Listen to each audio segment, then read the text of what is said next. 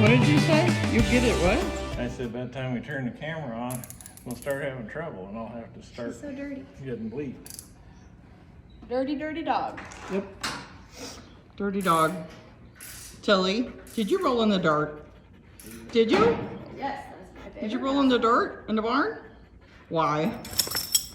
You're a mess, dog. I think this one, the hole's kind of stripped out on because it does not get tighter. Which one is that? Oh, this like bottom one at the front. You sure it's not operator error? It's handy to have this here step stool, eh? I was just monkeying around up there like some kind of hooligan. Huh.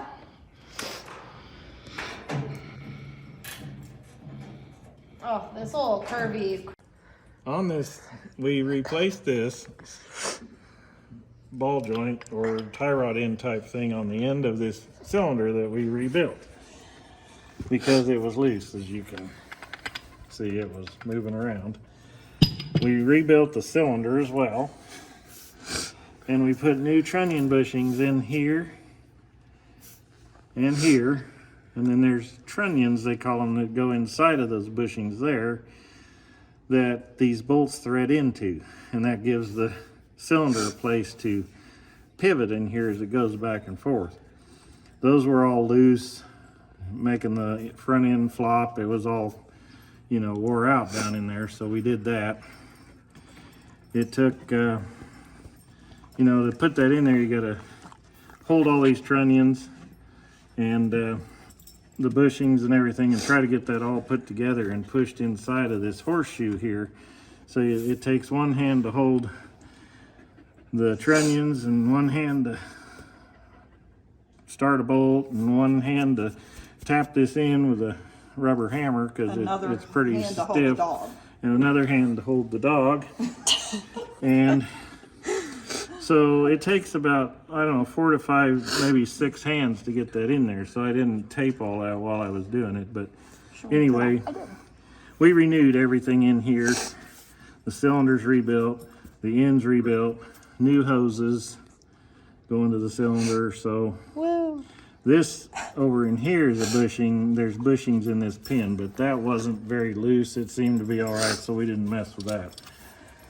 So anyway, now the cylinder's rebuilt. We fired the tractor up. It works good.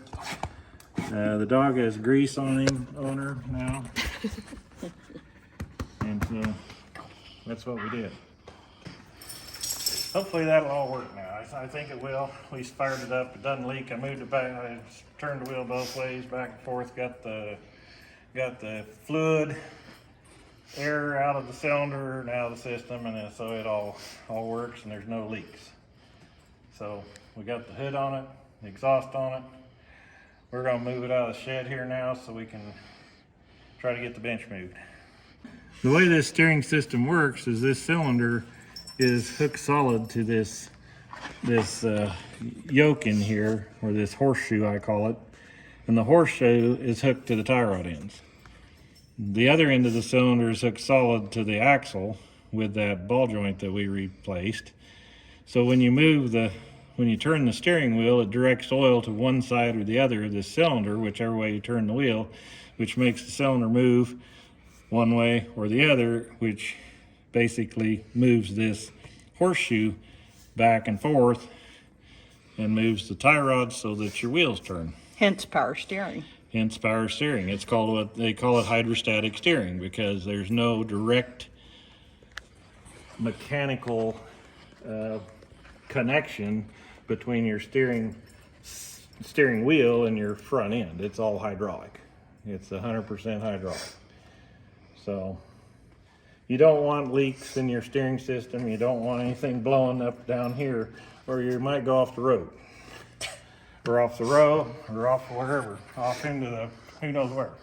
Somewhere where you don't want to be. Wants to go.